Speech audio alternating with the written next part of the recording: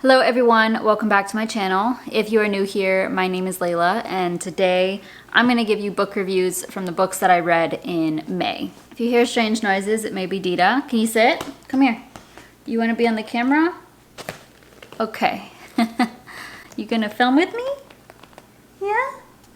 It's gonna be a good video. What do you have to say? Did you read this book? No? Do you know how to read? What book did you read? Green Eggs and Ham? This is my foster dog, by the way, Miss Dita. I read 3 books in May, and I'm gonna go over those. So I had actually started reading Love and Other Words by Christina Lauren in April. I read it going to Hawaii on the plane for like a couple of hours there and got through quite a bit, and then finished it within a few days once I got back in May. First of all, I love that it's 2 authors. So Christina Lauren, it's actually one girl is named Christina, the other girl is named Lauren. I think that's so cool and an awesome friendship to have. I didn't realize that when I bought the book. I think I had seen it, but yeah, it talks about it somewhere, maybe at the end. I think it mentioned it somewhere, maybe the acknowledgements, or I read it somewhere that they do this together, which I just think is really cool. This book goes back and forth, so it'll be in the present, and then it will go to then. They call it then, that which is, you know, obviously the past. So every chapter switches off, and I think that's pretty cool. I actually really like when books do that, and sometimes it can be frustrating because you want to just like get to the point, but that's what really reels you in, because you want to see what happened. And it's the same thing with books that switch between characters. It's like the perspective of the guy versus the perspective of the girl or something like that. It's kind of similar, and that's what makes me end up reading a book for hours before going to bed, because I'm like, I need to know what happens, and then it ends the chapter and goes to the past, but I need to know what's happening in the present, so I go to the next chapter, and so on and so forth. Let me know if y'all do the same thing. But this book, I give it, out of 10, I would give it a... it's so hard to rate books, and these videos are new to me, so bear with me. I give it like an 8 in regards to entertainment and all that. So it's about this girl and this boy that they grow up together. There's definitely some like feelings there between them, but they don't ever pursue it, because they do kind of pursue it, but they don't want to ruin their friendship. They don't want to be without each other. So this goes on and on for years. They're like in high school, and then eventually they do get together, and it does explain that. But then they aren't together, and like 10 years later they run into each other, and it's like brings back all this stuff, and she's already engaged and in this committed relationship, but then when she sees him, it like really changes things. And this book to me was very, very sad. Toward the end of it, it explains like why they ended up falling out, and like why she stopped talking to him for so long. And to me, it's like it is his fault what ends up happening, and that makes me kind of not like him, because it's so messed up what happens. Like if he didn't do what he did, then what happened, the bad thing that happened, never would have happened. So it is sad, and he explains like why that is and blah blah blah, but to me it's like so messed up, and I don't want to give it away, but yeah, it's definitely an interesting read. But yeah, as soon as it got to that section of the book, I think it goes in parts. Maybe. I honestly, all my books start to merge together, but once it starts getting closer to the end, I put the pieces together. I'm like, oh my God, that's what's going to happen. That's why this happened. And then she explains that to him, and he feels like awful and all this stuff, and it is a decent ending, but because of that, I can definitely feel like why she would not want to talk to him, or why she thinks the relationship, like even though that thing had happened 10 years ago, it was such a serious thing that rippled into even more issues. So I think it's something that would be, if this was a real life situation, would be hard to move past. So yeah, I didn't cry in this book, but I did get a little bit teary-eyed when it was explaining that sad scene. So this book was really good. I definitely recommend. I feel like it was really hyped up, And so I was expecting amazing things, and I say it does live up to its hype. Not the best book I've ever read, but definitely up there, and definitely recommend this. So that will be linked down below. The next book I read is The Silent Patient, and this one has also been recommended many times in the booktube world. This one is more of a psychological thriller with like a twist at the end, a major twist. And I feel like it was a bit slow at the beginning, but it was slow but entertaining. So I was able to read this. I didn't really want to put it down. It wasn't like so intense that I'm on the edge of my seat, but I did really want to know what was happening because I could not figure it out. So the whole beginning, I could not figure it out. And then once, you know, it starts to explain things toward the end, and I'm like, oh my goodness, that's what happened. And this is the one that's in parts. So it was by, let me see, chapter 6. I think by part 4, it goes by parts. So this is part 5. I think by part 4, I started figuring things out. But the whole beginning part, I was like, what could this be about? So let me explain. So this woman kills her husband and then goes silent. She doesn't speak to anyone. She ends up in like a psych ward, whatever.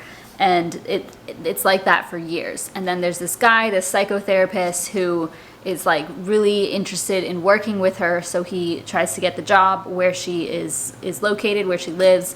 And he does get it and ends up being her psychotherapist and tries to like get her to speak and stuff. So it goes through that journey, but it's from his perspective. So he's also dealing with some like personal issues in his relationship and just his life. And it explains all of that going on. But then it also will switch between the present and also the past, like when about the time that the murder happened, and it's going through the woman's diary, like what she was writing in her journal before the murders. Again, I do like that. I like when things go back and forth. I end up reading more. The chapters are actually pretty short, and then as the book continues, they continue to get shorter, which I actually like. And as I said, it's broken down into parts, and like this one part has 34 chapters. So as you can imagine, it's pretty, the chapters can be pretty short, so you can like feel good about it, you know, if you're the type of person who prefers to finish on chapters, because that's really good for like when you're going to sleep. I always hate when I don't finish reading, like I get too sleepy to continue reading and it's in the middle of a chapter. But like you can see chapter 34 here is just this page, and then goes to the next part. So yeah, that's a good thing. Definitely a huge twist at the end that I was like, oh wow. I think it was like a nice work of art in my opinion. So this isn't anything that you're gonna be like on the edge of your seat. I wouldn't say it was scary. I was not. There's been books where I've been reading them and my heart goes faster.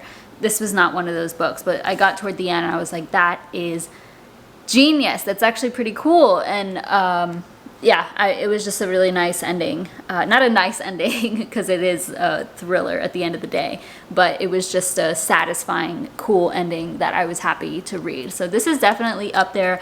I would also give this one like an 8 out of 10, maybe even higher, like an 8.5, because I thought it was pretty entertaining and definitely worth the read. So as I said, don't expect to be like terrified through the whole book. Don't expect to be completely drawn in from the beginning, but it is worth it to read this. It's definitely entertaining. I was able to pay attention the whole time. There's some books that don't pull me in right away and I'm just like so bored in the first few chapters, but this wasn't the case. So it was slower but not boring. The final book that I read in May was Girls Like Us by Christina Alger. I don't have that book with me. I had rented it, borrowed it from the library, so that is back at the library.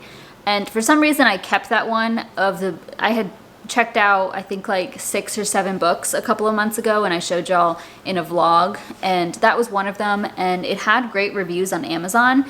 So I was like, oh, I really want to read this one, so I read that before you know, moving on to my next books that I had purchased. And I don't know why, like I should have just stopped reading it. That one gets like I don't know, it gets like a 4 out of 10, a 5 out of 10 maybe. No, it gets a 4, because part of the problem was when I was reading this book, I was feeling really, really anxious, not because of the book whatsoever. It was just, I had talked about this recently in my June reset video, but I've been having really bad anxiety for some reason. And at night, while I was reading, trying to read this book, I kept thinking about other things, the things that have been causing me more anxiety. And I can say that I was distracted through a lot of this reading.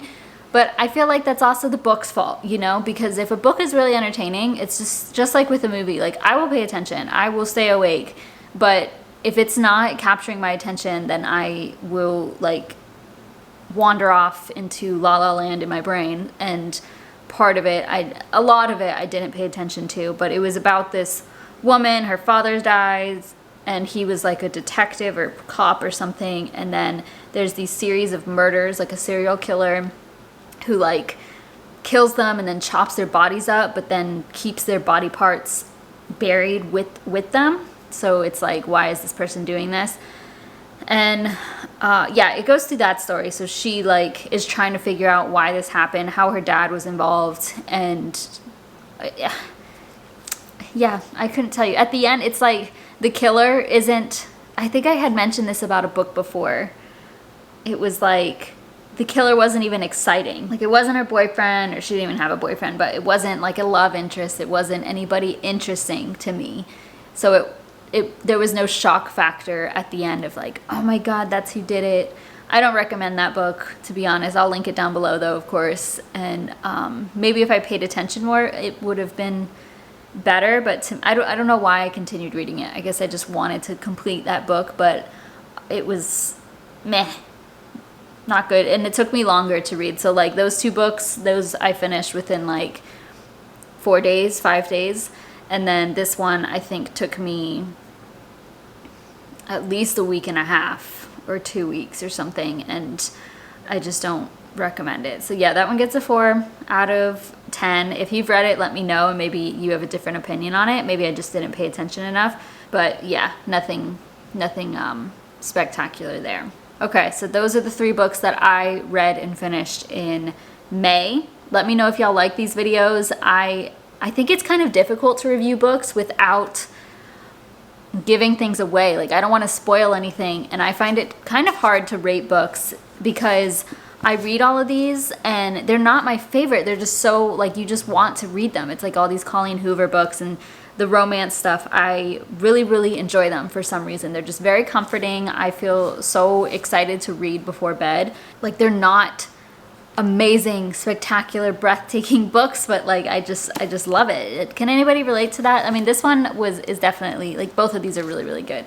I will say that, but like it's hard for me to figure out what even is my favorite book or what I like about these books. It's just, there's such entertaining things to read. And it's kind of interesting because I'm noticing the same thing with movies. I've really been enjoying like comedies or young teen comedies and romantic comedies. I really like those movies, and the movies suck. Like, they're so tacky, and the acting is sometimes okay, but it's like super unrealistic and all this stuff. But I really find those just entertaining for some reason. But hopefully I did okay. If you have any suggestions of how I should review books, then please let me know. But also please share with me if you've read these 2 or Girls Like Us at all. And if you're interested, they will all be linked down below. And then I will do this again next month for the books that I read for June. But anyways, thank you all so much for watching. I think this is fun to do.